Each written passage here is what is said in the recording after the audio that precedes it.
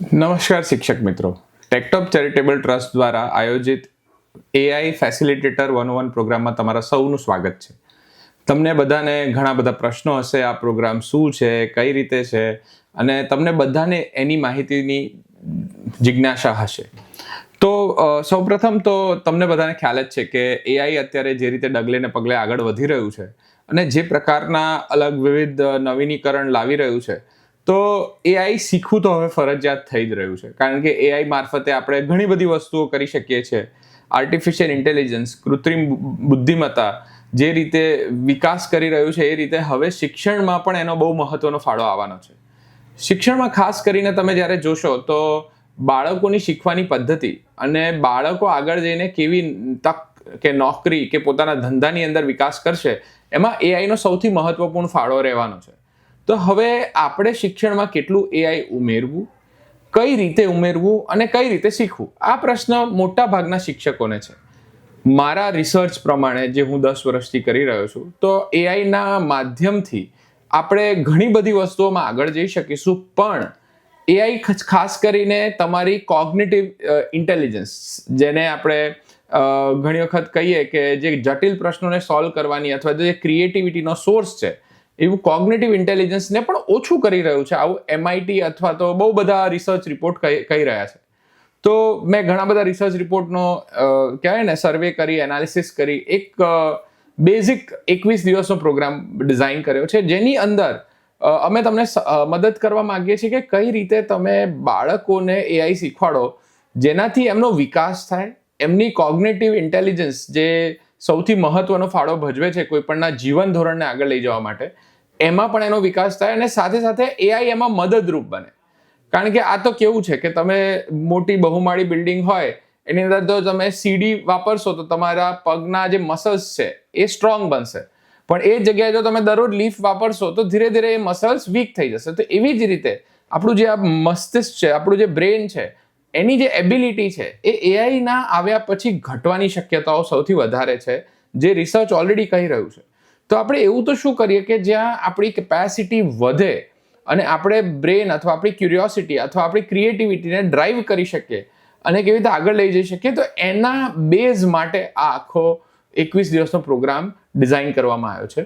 મારું નામ ધ્રુવ સાઈડવા છે. હું અત્યારે ટેકટોપના ટ્રસ્ટી પદે કામ કરી રહ્યો છું.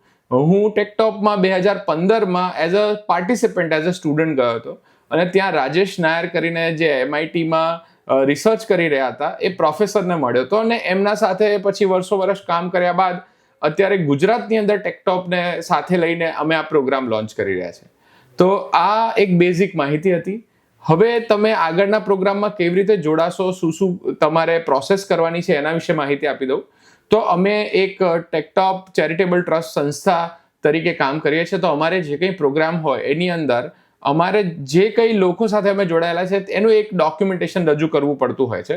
તો એના ભાગરૂપે તમારે બધાએ એક લેટર હેડ અપલોડ કરવાનો છે. એ લેટર હેડ અપલોડ કરવાની જે અવધિ છે એ શનિવાર સુધી રાખી છે, એટલે પહેલા 5 સેશન પતે ત્યાં સુધી.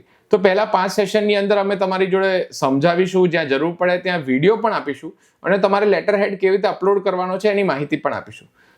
ધારો કે તમારા સ્કૂલમાં લેટર હેડ નથી, તો ઘણી જગ્યાએ શિક્ષકો એની પ્રિન્ટ કાઢીને એમાં તમારા સ્કૂલના સહી સિક્કા મારી શકે એવું પણ અમે ચલાવી લઈએ છીએ, કારણ કે એની અંદર સહી સિક્કામાં તમારા સ્કૂલની માહિતી આવી જતી હોય છે.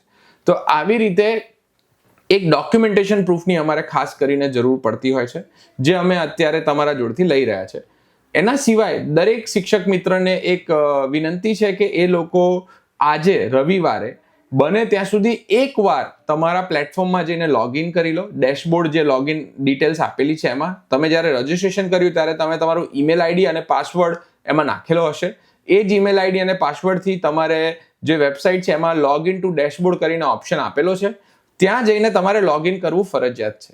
જો તમે એને લોગિન કરી લેશો તો અમને અહીંયા તમે એક એક્ટિવ યુઝર છો એમ દેખાશે.